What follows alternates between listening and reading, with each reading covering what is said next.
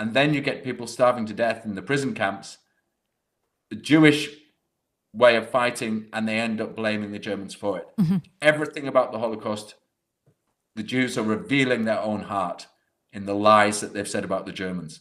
And of course, now we have what's going on in Gaza, which is identical. It's exactly the same thing: starvation, denying them food, water, clothing, medicine. Well, by the numbers, it's worse than 1948, right? Yeah. Isn't it like way worse by the thousands? Yeah, I mean, the Nakba of 1948. Right. How many? I can't remember how many. That might have been 750,000 Palestinians that were evicted in 1948, and then today. And what was the justification for that? Did Hamas exist back then? Right. Right. I know you were talking about getting conspiratorial. I'd like to get conspiratorial here for just a moment. If you look up on Google, and I have this up on my screen right now, if you ask, when did the Holocaust start, it says 1933. And I was just thinking about some of the things you were showing in the 20s and 30s here. Now, in Chicago, during the World's Fair, there was a thing called the Century of Progress International Exposition. And this was 1933 during the World's Fair.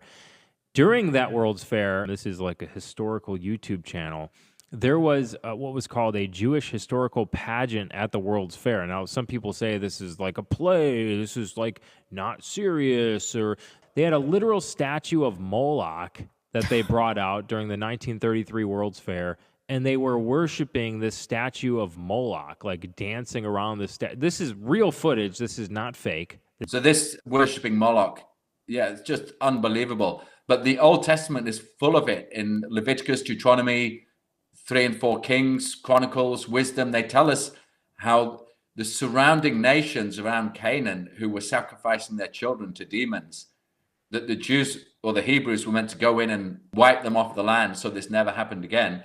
They then started imitating that, some of them.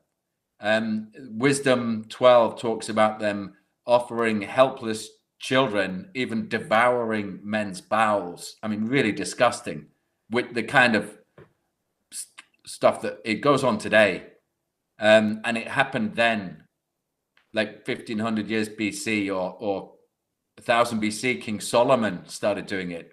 King Solomon, who's supposed to be the wisest of men, ends up offering children to Satan, which proves that, in case anyone needed to know, he is not the Messiah, nor anyone else until Jesus Christ.